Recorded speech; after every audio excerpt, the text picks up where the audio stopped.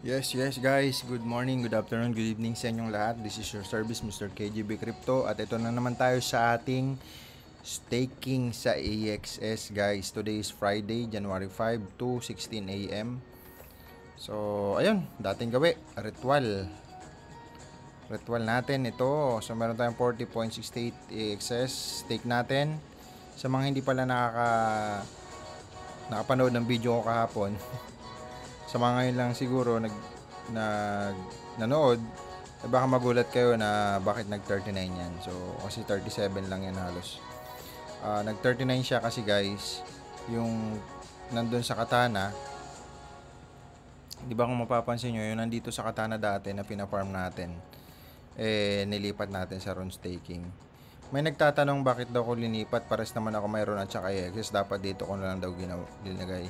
So, base sa computation natin, kasi nahayaan ko nga lang yun nandito, dahil may impermanent less or cost na binabawas, so, base sa compute ko, mas malaki pa rin dito sa AXS.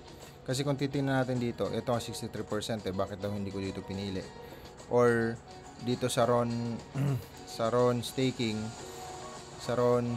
dito sa ecosystem niya, check natin para masundan nyo yung nangyari. So, ito yung mga product or mga naka-tie up kay Ron na mga game, etc. Isa na yan dyan, itong dApps na Ron Staking. Okay. So, click lang natin yan. I don't know kung meron pa bang Ron ako dito. Connect to wallet lang. So, may staking. So, ito yung natira 1. Okay, yan. So, kung mapapansin nyo dyan sa mga unang video natin, nandito tayo sa farming sa Katana. Tapos, nilipat ko siya dito sa Ron Staking at nilipat ko na lang dito sa AXS Staking. So, ganun na nangyari. Kaya, kinumpute ko kasi dito dahil sa impermanent, buti na update tayo ng ibang member. Okay din naman, halos 10 months, nasa 500,000 yung kita dito. Sa 1,000 plus AXS din ang itinaas. Pero yung RON, hindi kasi umangat yung RON to, di ba lagi kong hinahati yon. Kung mapapansin nyo, sinuswap ko, add sa liquidity pool, kalahati ng RON, kalahati ng AXS. So, sa loob ng 10 months, umabot siya ng halos, so kung 10 months, 30 times 10, o 300 days yan, mga ganon, mga higit lang kasi parang 1 year na ako dito, mahigit.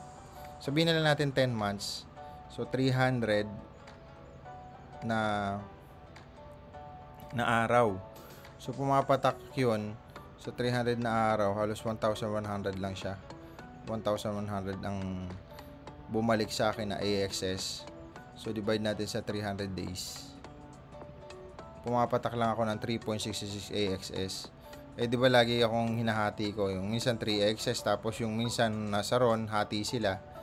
So, suma total nung tumaas yung market dahil sa impermanent, mas dumami yung excess ko ng parang halos ganun lang din. Kaya nung na-compute ko siya, much better pa rin dito sa AXS. So, by the way, nung nangyari nga yung sa impermanent, nilipat natin dito guys sa Ron Staking. Ang napili naman natin, syempre kaibigan natin to, kakilala pala. Hindi naman totally close. Yung may-ari ng YGG. Asan na ba yun? Wala. Uy. Ba't nawala siya? Ayun, si YGG. So, nag-stake tayo dyan na napili natin. Ito, 20% commission pala. Tapos ito lang yung kita niya per year. So, namali tayo dyan. Kaya nan-stake ko na lang. Kasi suma total ang maabot dito ng kita doon sa 1.6 million na nanggaling sa Katana. Kasi parang 800 RON, 1,800 AXS. Ngayon, umabot sa 1.6 yun, nilipat natin dito sa RON Staking at dun sa computation natin, umabot lang siya ng 7 RON per day. So, 7 RON. So, sabi ko, kinumpute natin dito, nasa 3,000 yung 1.6, kinumbert natin sa AXS. Tune up lang natin yun guys dito sa swap. Umabot siya ng 3,700 ata. 3,700 na AXS, kaya umabot yan ng ganyan. So dito naman pumapatak siya ng 4 AXS a day. So alin yung mas malaki, yung 7 RON per day o yung 4 AXS per day? So, kaya dito ko siya linagay para lang masubaybayan ng iba. By the way, na-restake na ba natin? Tama, na-restake na natin. So, meron tayong 3962. Ayan. 39622. So, check natin ulit sa ating okay, 39622. Medyo bumaba yung Axie guys ha. AXS. AXS yan, medyo bumaba kumpara ng mga nakaraan, di ba? Nag 600 yan. So, check natin. Ito yung naging all-time high niya ng mga nakarang araw yan. Medyo malayo pa rin talaga sa 8,000. A3 yan yun. So, ito siya dati nung nag 600 to eh. Ba't 500 lang dito? Ito ba yun? Ayun, ito 600. Hindi. Ba't ganun? Nag 600 plus to.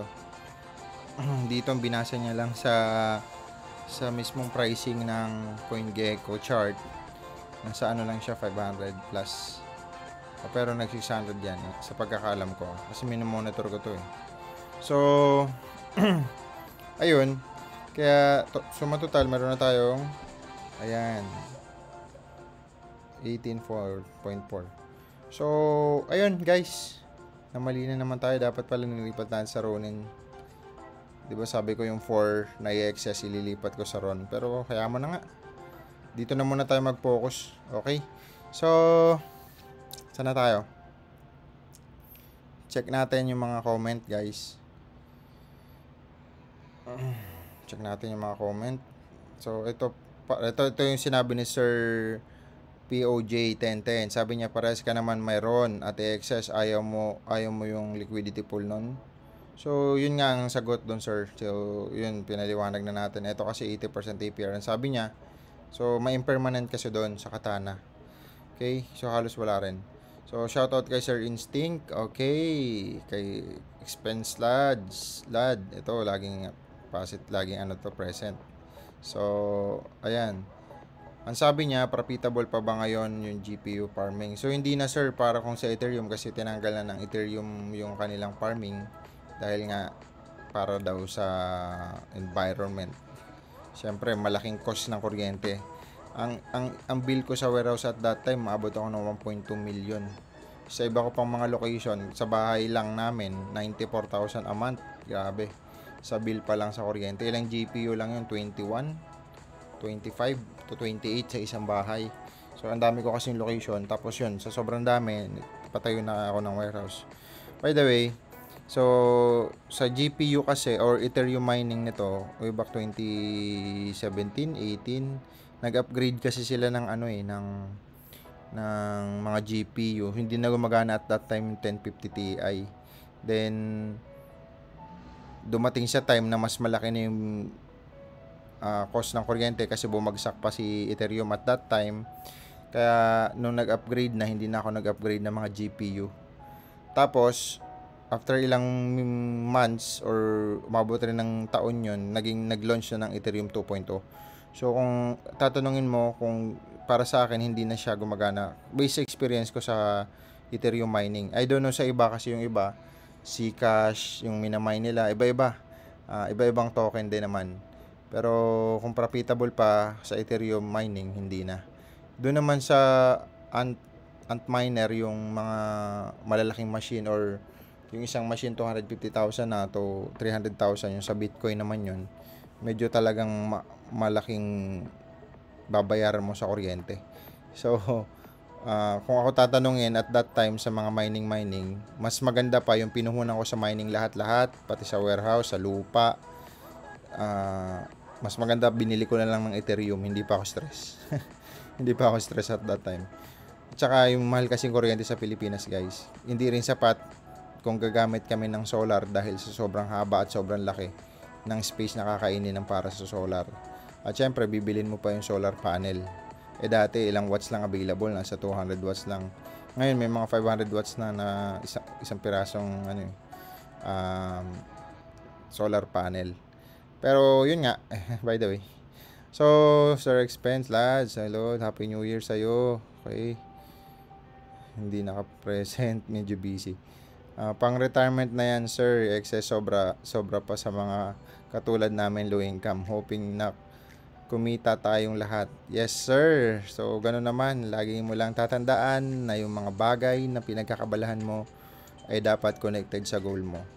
Ang skills or ang pagyaman natututunan. Hindi naman yan tinuturo actually sa school, pero natututunan yan sa environment mo. Dapat kung may mga tao kang nakasalamuha na hindi nakakatulong sa'yo mag-grow na makuha mo yung goal mo, medyo bawas-bawasan mo yung time mo sa kanila.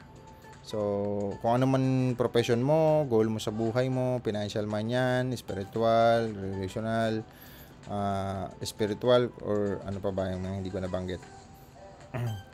Mental, physical, kung ano man yung mga aspeto ng buhay mo na gusto mo i-goal, dapat connected dun yung ginagawa mo. So, ayun lang naman.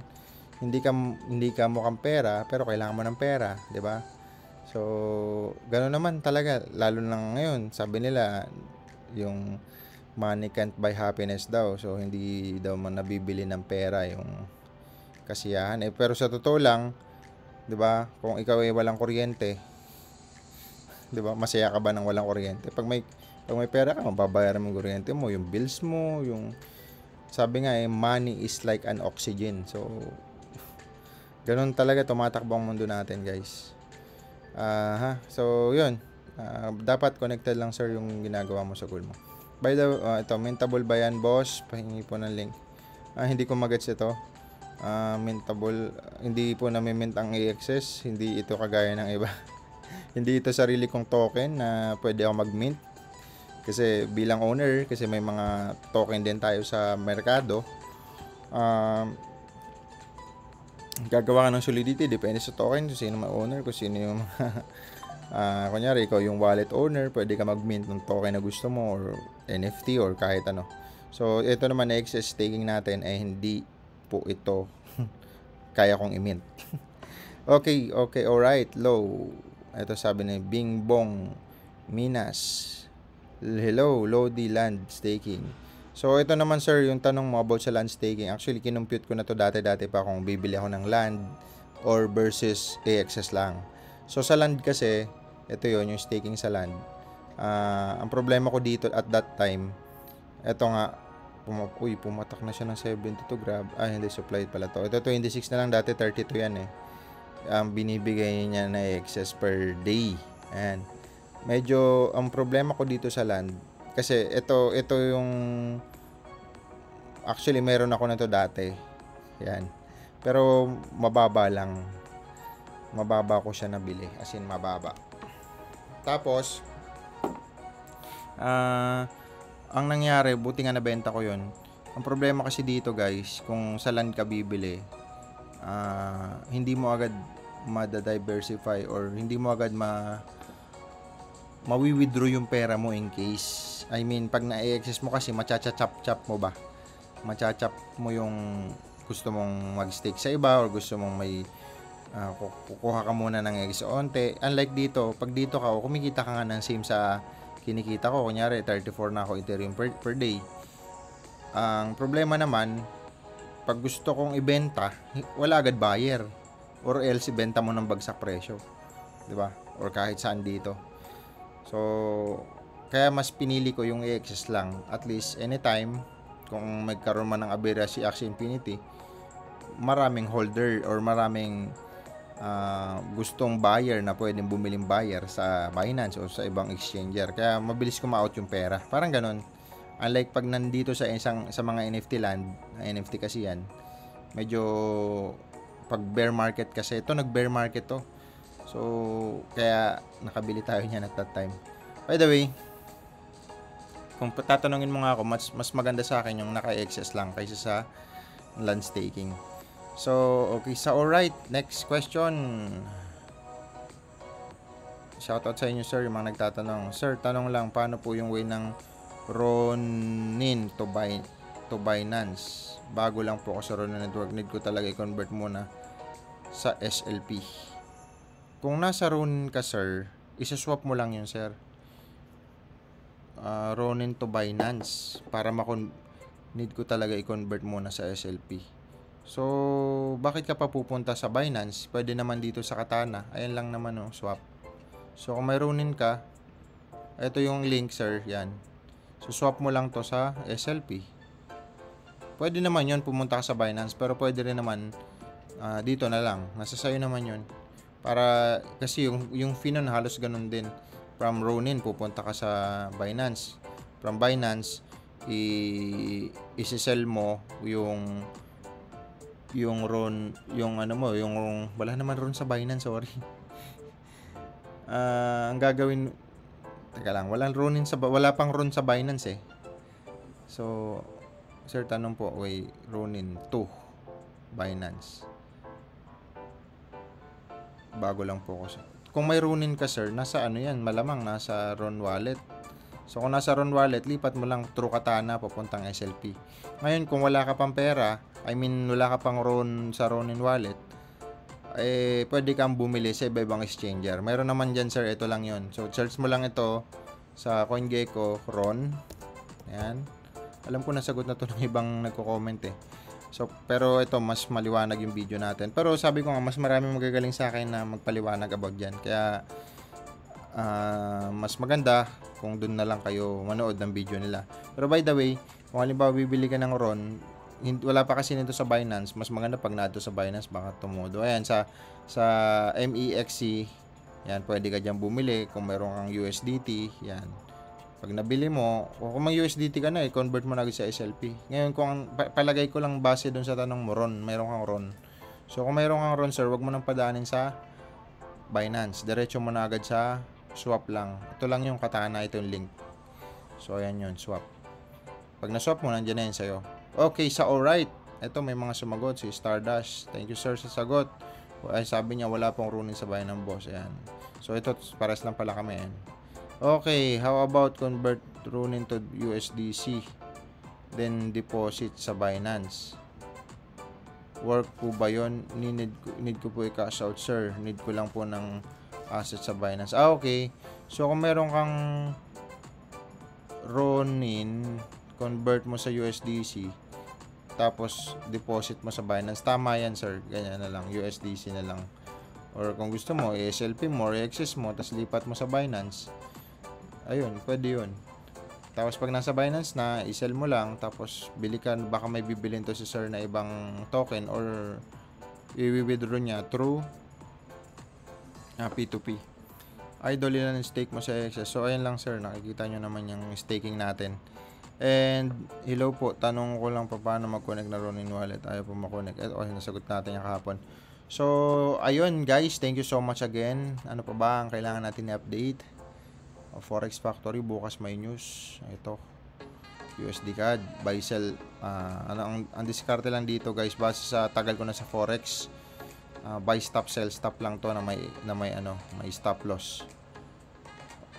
Ayun lang ang sikreto nito. Kasi pag nag-news itong USD CAD na pair or CAD man lang na malaking news ng CAD or malaking US, lalo na pag ganyan sa buy, kadalasan pag USD CAD pair, bigla na lang yan nagpa-pump. Hindi siya yung ililiquid o itatap mo na yung buy mo or sell stop mo bago ipapump ng ganon. So siya pag may news na ganito, big news, mag-set ka lang ng gano'n, at least pagitan 50-50, mga 2 minutes bago tong news na to, mga 9:28 o 9:25, set mo na yon.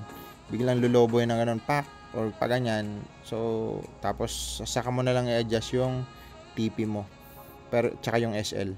So, ayun nga, at least nakapagbigay tayo ng idea sa mga nagpo-forex dyan. Siyempre, makakaunawa lang yung mga nagpo-forex ng currency. Okay, beam, umangat guys. Ito, lagi nating i-view to. So, 103 days na lang. Halving na guys. Okay, sa alright. Altcoin season na nga ba? Check natin. Medyo bumagsak yung mga altcoin eh. Pero si Bitcoin bumalik agad sa 2.4 in fairness. So, ayan bumagsak. Tapos, bumagsak ang altcoin season Pero, ganun din. Papunta na yan dyan. Okay, land. Check natin yung mga kaganapan. Ayan, so 97 trillion. Si Bitcoin 2.450 na. Umangat siya guys. Si Beam umangat. Rainbow color pala si Beam. Celestia, Aptos, wow, Osmo. Ito si Injective, okay din to. Parang ano to finance blockchain, parang ganon. So ito AI din yan. Dami ko nito dati, grabe. Nilipat ko dun sa AGIX. Okay. So ito, panalo naman tayo dito kay Optimism. Yun lang. Ano pa mga top search na token? Ito, Celestia, Sia, CC, ayan, Arbitrum. So, ayun yung mga top searchable. Sa mga unlock token naman, pag nag-unlock kasi ng token, kadalasan bumabagsak ang value, guys.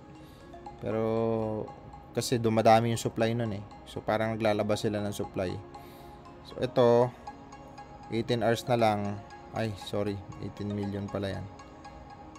Ito yung mga, ito 5 hours na lang. Ito na-unlock na. Ito 5 hours na lang. Ma-unlock na siya. So, ayan.